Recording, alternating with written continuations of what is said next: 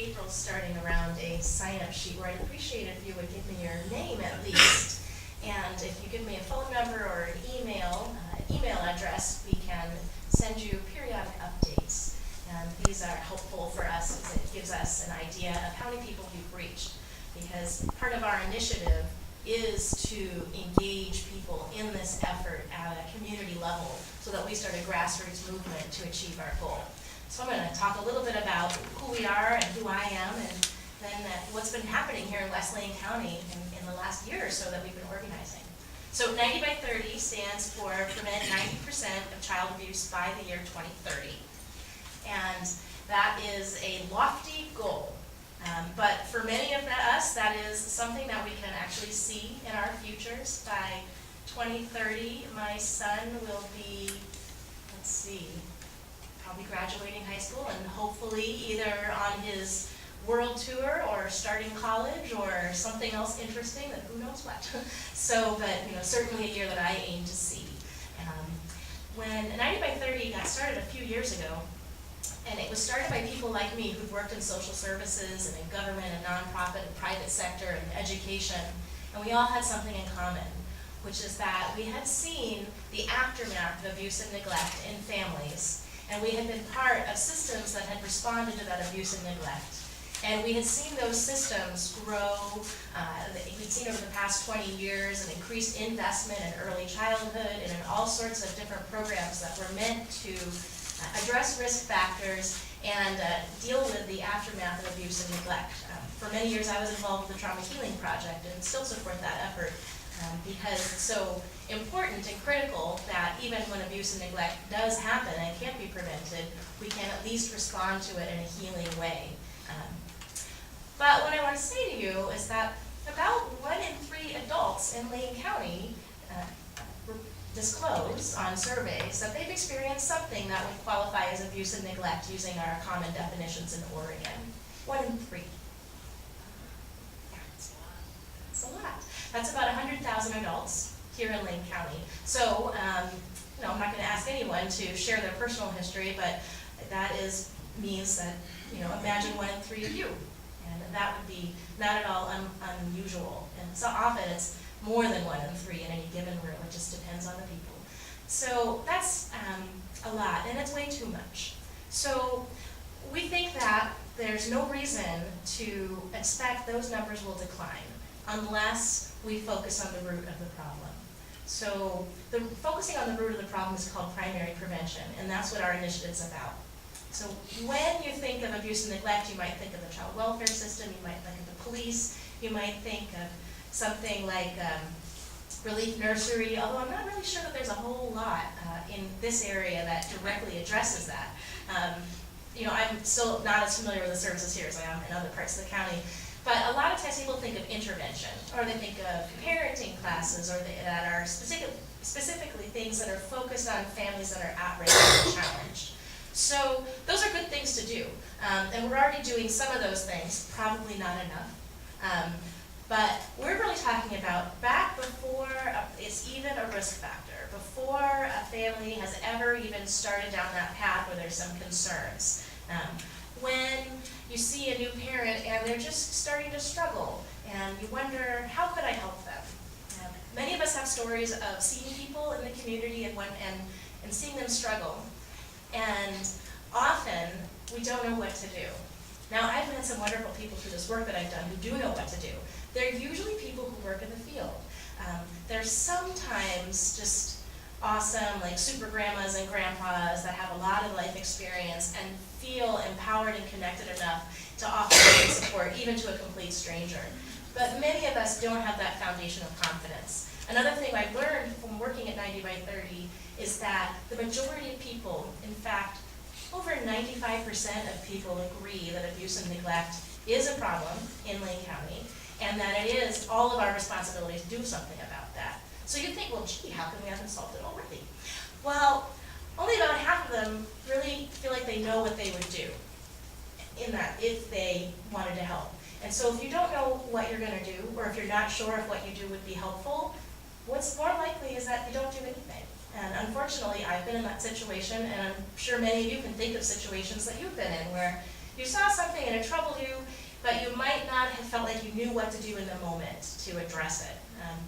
And so part of what 90 by 30's initiative is to give regular people the tools to offer meaningful help and support to people long before it becomes a matter for child welfare and the police. And so when we talk about increasing parental capacity and knowledge, we're not just talking about individual parents. We're talking about the entire community, whether they have children or not, whether they ever will have children, actually understanding and having good knowledge and information about the variety of ways and parenting practices that can help deal with common issues. I have a 4-year-old. He has temper tantrums. There's a lot of different ways that people do with that. And I have a certain philosophy that, kind of directs me in a certain way. But for a long time, it was mostly, well, what not to do. I don't want to yell. I don't want to use coercion. I don't want to use bribery. I don't want to hit him, of course. But as it turned out, I had to investigate to find out, well, okay, so what do I do with this normal activity, with this normal part of child development? He's growing independent. Of course he wants to exert his will, and sometimes it's going to be different than mine, and he needs my guidance and support to stay safe. But I didn't come out just knowing how to do that, as it turns out. I was the youngest. So what we're getting at is that one of the core concepts of 90 by 30 is that people have to feel safe and comfortable giving and receiving support. It should be normal. So how many of you have ever seen or been to, participated in a family activity at a library? So when you go to those things, do you feel like you're outing yourself as having some sort of deficit or flaw? No, right? But when I went to Baby Storytime at the Eugene Public Library, which I did quite a bit, I happened to learn a lot of interesting things about child development. I engaged in activities that promoted early literacy that'll help my son learn, helped us bond over books and reading and moving. I learned that, I could move my baby a little bit and I wouldn't be shaking him, like, I just wasn't bouncing. He said, but you're not supposed to shake your baby. And I'm like, okay, I can shake, okay, we can bounce. So, when we talk about universal primary prevention, we're talking about things like that, where you don't have to have a problem. It's universally available, often free or very inexpensive, accessible to anyone. There's no stigma associated with walking in the door. And I compare that experience to the experience I had trying to seek out parenting support for specific problems.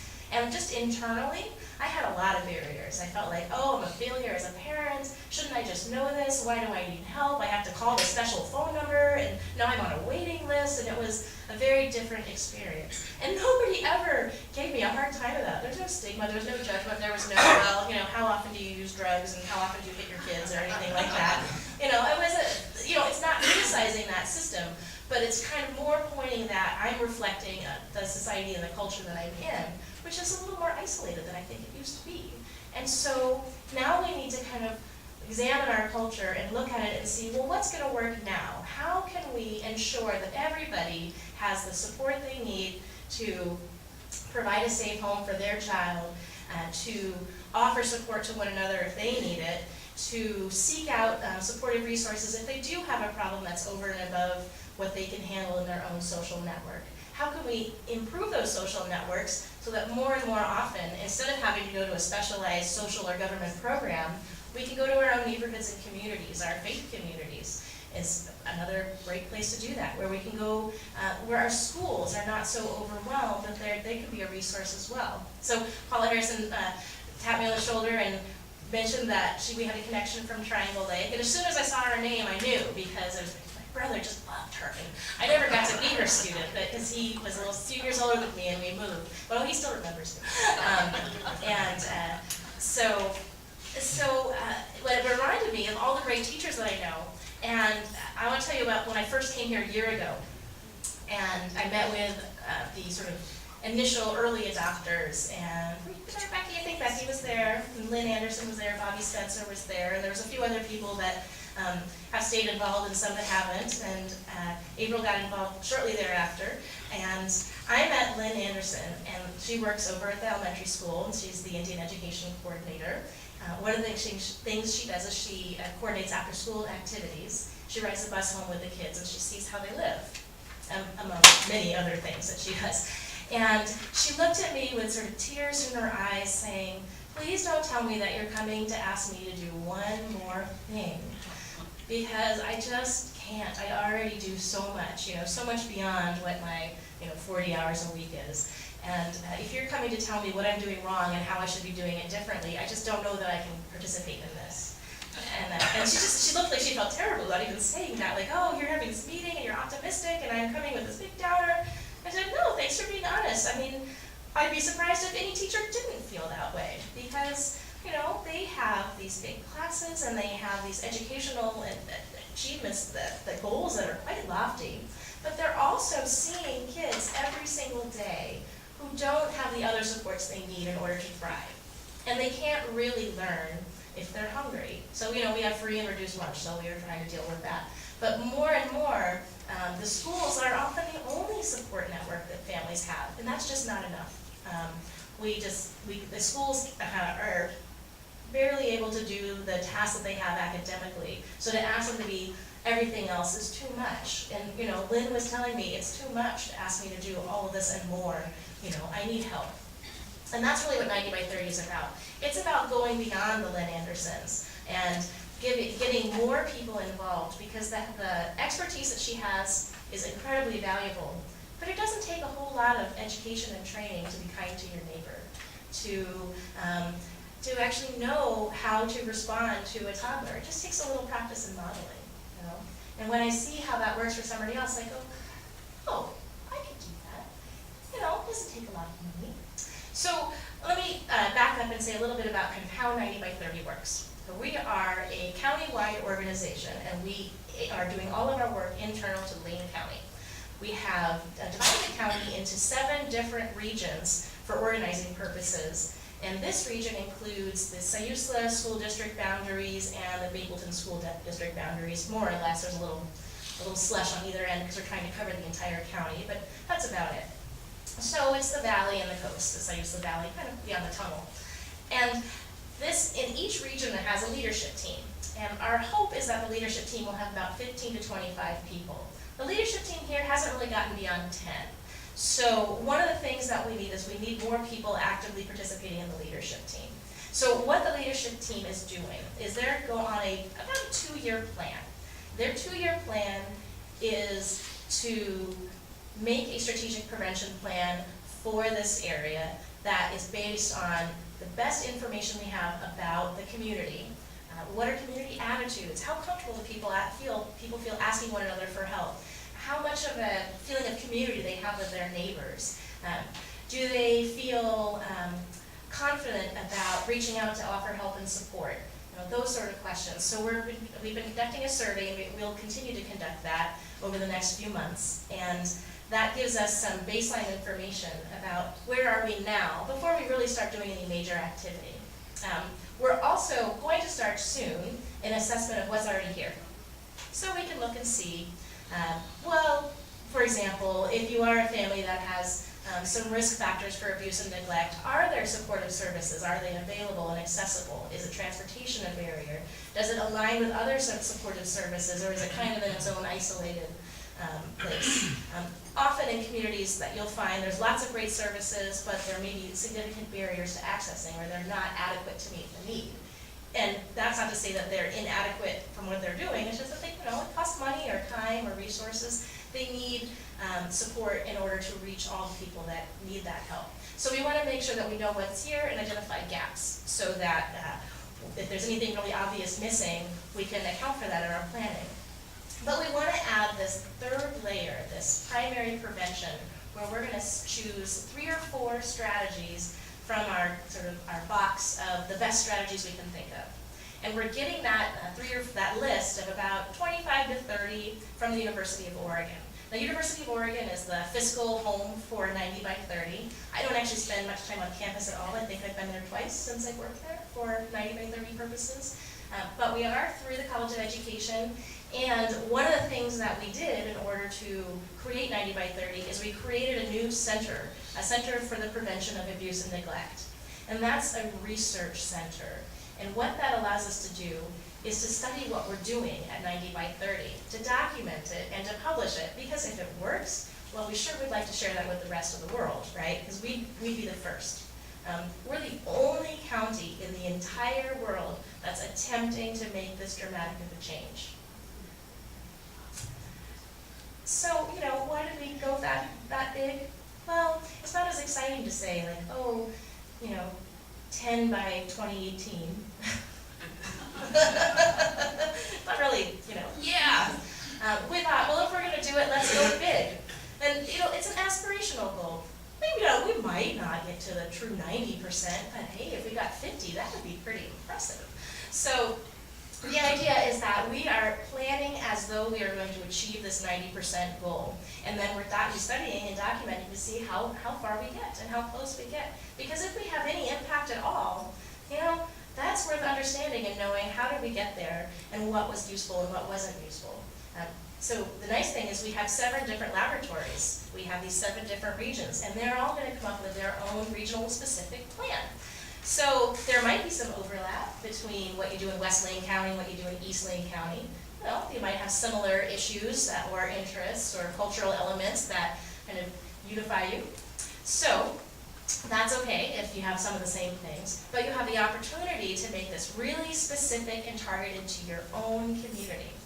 So that's the next step. So we do our survey, we do our assessment of what's already here, and then we pick our 3 or 4 strategies. And that'll probably happen maybe, fall or winter coming up this next 6 seasons. We're not quite there yet. This team only started about 6 months ago, so we're still in that early stage of organizing.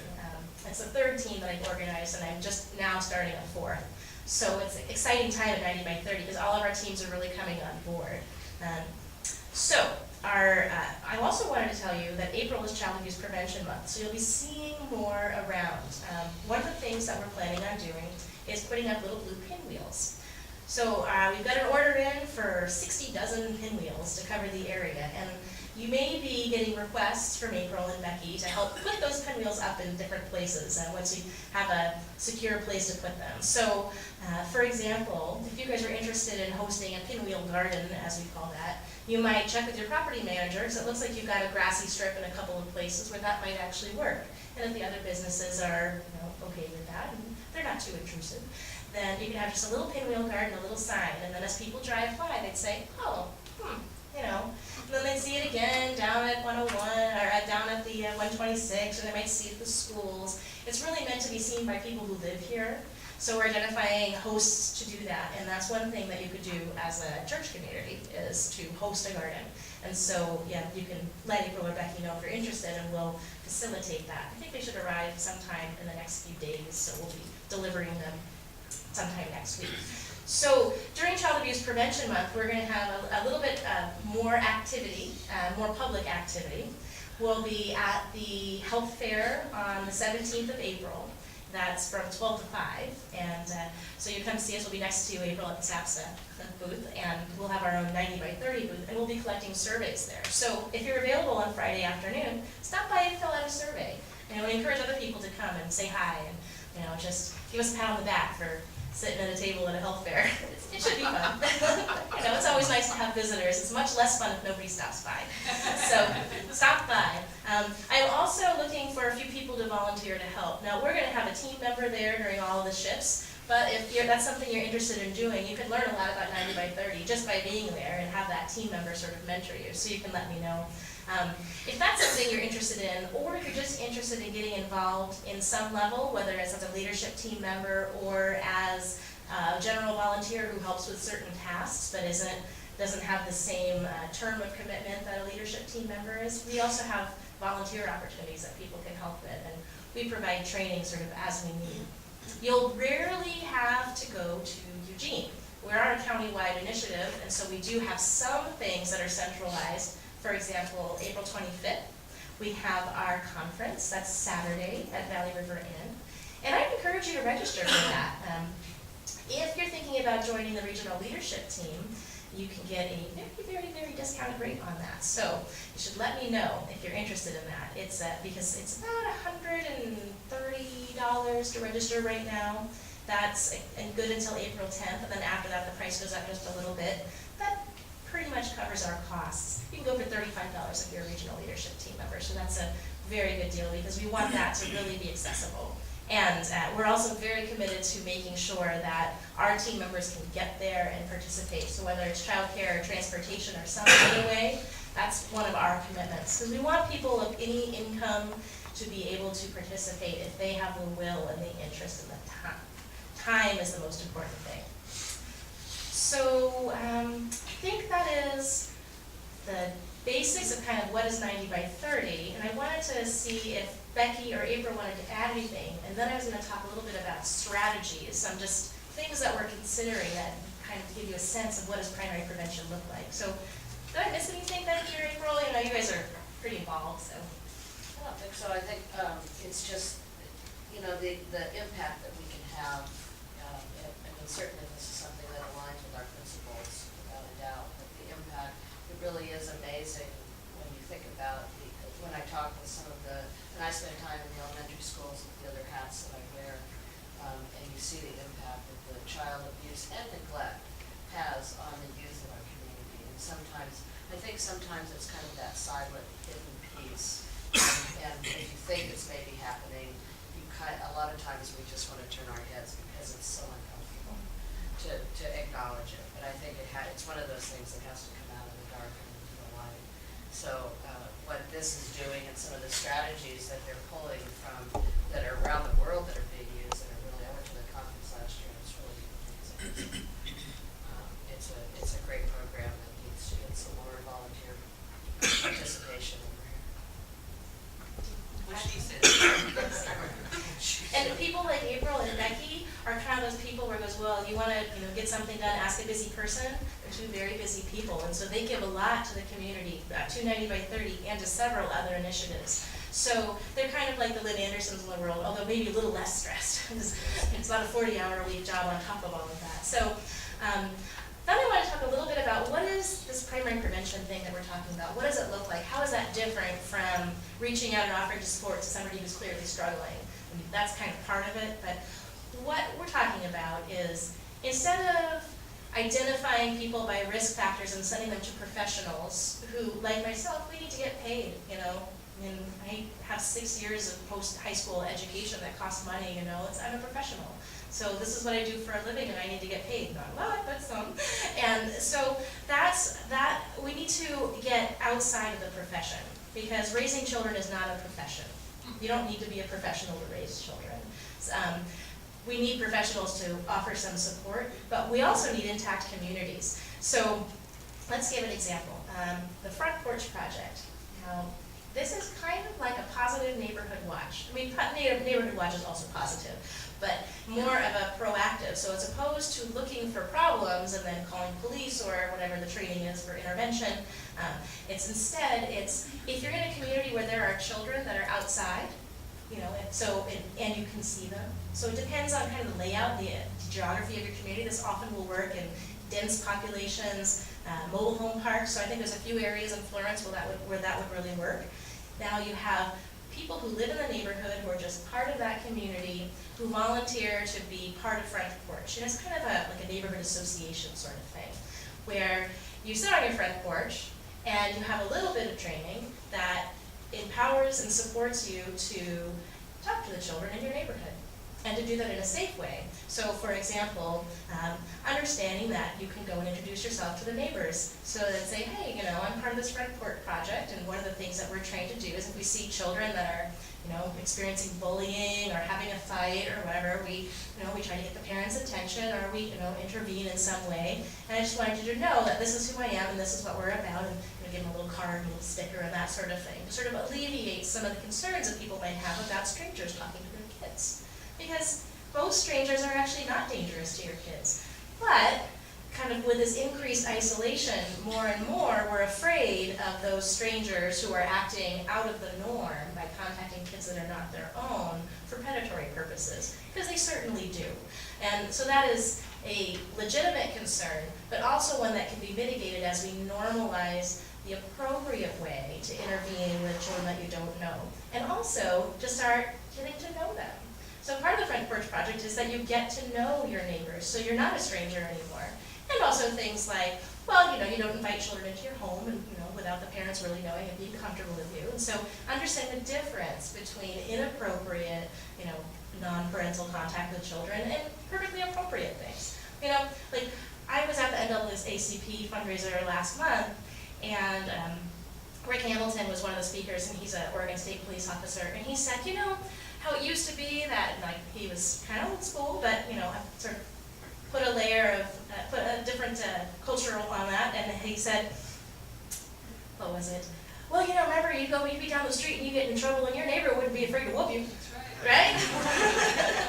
So we're not saying whoop the kids, but but what he meant was not afraid to intervene, and then and then you get home and you get whooped again because they just called your parents, right? And so what he's saying is that there was a relationship. They knew the children, and they weren't afraid to talk to them, and they knew the parents, and they called, and there was a network of people that were providing support to these kids so that they could have a good, healthy life. So what you do in that intervention might look different depending on your culture and place in the world and time and all those things. Those norms change over time. There's nothing wrong with what he said, it just might not be what you do now in this place. But he was thinking back to his own childhood, and in the South, and that is what people did, and that was perfectly normal for him. So, and that's another key point about 90 by 30, is we are also keenly aware that parenting practices are very different in culture, place, and time, and that we respect and value that, and we look for the ways that we can promote, safe families for everyone, but understand that it's not going to look exactly the same in every family. And we're certainly not saying there's only one way to parent or one way to be.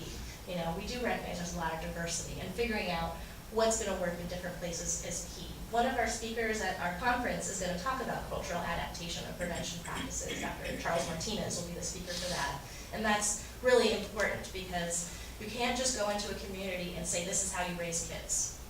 That would be a very top-down approach. So that would be if the U of O said, well, we've got these 25 best practices, and we're going to look at the demographics of the community, and we're going to do an assessment, and we're never going to talk to anybody in the community. We're just going to come up with our recommendations and then deliver them like at a city council meeting and say, you should do this. They probably would just fall flat. So the important thing is, even if they did recommend the exact same 3 or 4 strategies that y'all might come up with in your own leadership team, it is so much more valuable when it actually comes from the community itself. So the U of O is providing the resources to support our team members in coming to their own conclusion and recommendation for the community, which then will have a million times more credibility than a professor coming and saying you should do this, and much more likely to work. Plus, we're spending 3 or 4 years getting to that point, so people are just kind of like, when are you going to get to the recommendations? I said, join the leadership team, we need help getting there. So another strategy that some people are kind of excited about is a school-based web. It's not expensive, but it involves a baby from a neighboring community of an elementary school. So somewhere down there, this Oak Street and 22nd, where this elementary school is, there's going to be a baby born over the summer or the spring. And by the time first day of school comes around, that baby will be between 2 and 4 months old. The caregiver, it depends on having an available caregiver to come with the baby into a kindergarten or a first grade many times throughout the course of a school year, and going through a curriculum where there is a trained facilitator who might be a volunteer or might be paid some to do this, and they visit the classroom, and the children observe the baby interacting with his mother or father or caregiver, and they learn normal baby stuff. I didn't have any siblings younger than me. I didn't have any cousins nearby that were younger than me. I wasn't around babies. I was never comfortable with a baby until I had one myself. And now I'm comfortable, but I have a niece and a nephew that I really wasn't comfortable with, until they got a little older, because I was afraid I was going to break them, So I just didn't get babies until I had one, and I had to learn myself. So this gives every child an opportunity to get to know what are babies actually like, what's normal for babies. And they do these exercises where they say, what's going on? Oh, the baby's crying. Why do you think the baby's crying? Oh, well, he wants that thing over there, but he can't reach it. Oh, well, what should we do? Well, we could give it to him, So they develop an awareness of other people's emotions. And, babies are pretty clear-cut. They do things. Yeah, or not. I mean, you might not know why they're crying, but you know they're crying.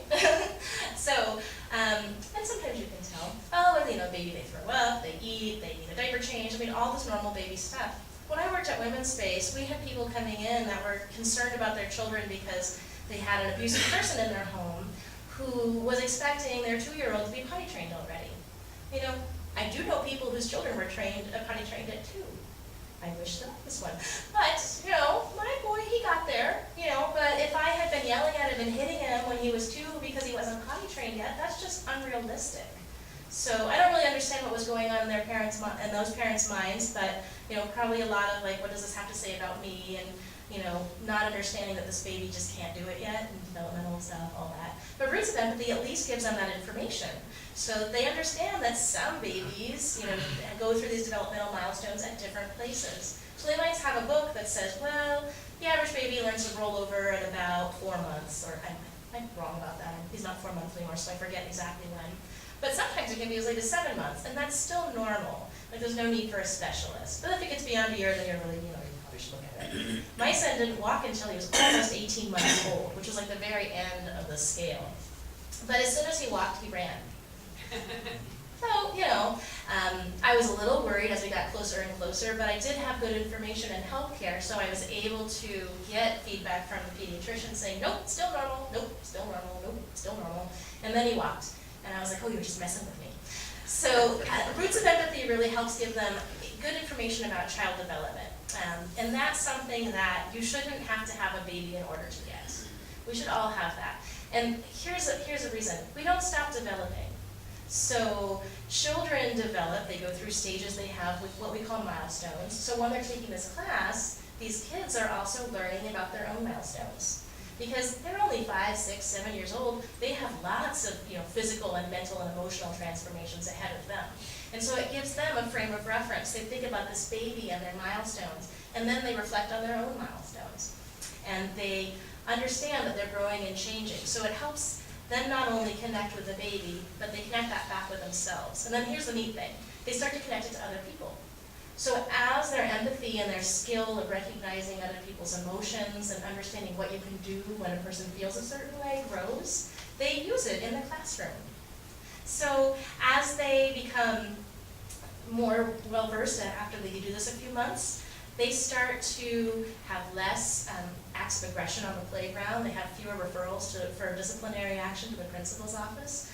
These things start affecting the school climate within a few months. So the schools, while they do have to give some curriculum time, and that is sometimes, you know, a negotiating point, I mean, of course it would be, there's a lot of pressure on them. As they see that it actually addresses some of their academic and goals in terms of social development, because they do have those, and as it addresses their school climate, they go, oh, well, this was worth the investment of the, you know, 40 minutes a week or so that we spend on this, because they're actually making progress, and it's making it the rest of the week so much more productive, because they don't have all the disciplinary issues that they had before. And, you know, further on down the line, these kids may become better parents, or aunties or uncles, or volunteers that work with other people's kids, or just neighborhood people. You might never have a child, but this information will still be useful to you. And then here's the connection to your mission around social justice, and why I'm here. Because child abuse is just unfair. That's it. It's just unfair.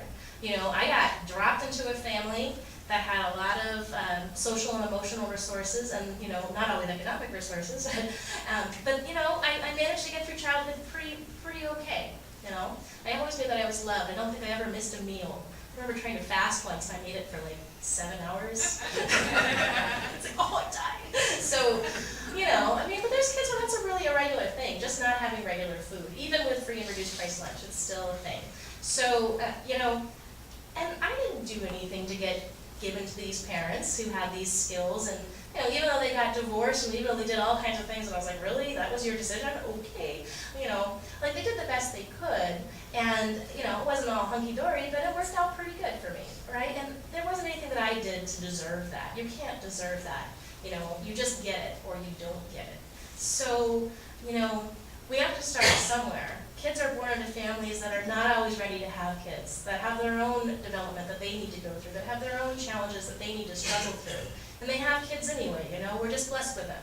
And it just happens, you know, well, there's something that happens to make it happen, but, you know, there's a certain biological directive happening there. So, you know, we have these kids, and it's just not fair. And we can point our fingers at the parents all we want and say, you should do this, and you should do that, and it's really, you know, if only blah, blah, blah, blah, blah. But that doesn't change anything for the kid. You know, it's only by us being willing to set aside that blame and that judgment and that stigma and say, we want to make sure that every kid is safe and healthy and well. And we want to make sure that we spend the time to develop the best plan that we can develop in this community so that we can really offer that. It's not going to happen overnight. The planning process takes a couple of years, 2-3 years, you know, if we're really focused. And I think we can get there, but we have to be willing to step up and say, I'm willing to help in some capacity. So if that list has made its way around, pass it back around, and if anybody didn't sign in, I encourage you to sign in. And give me an email address or a phone number, I'd love to follow up with you.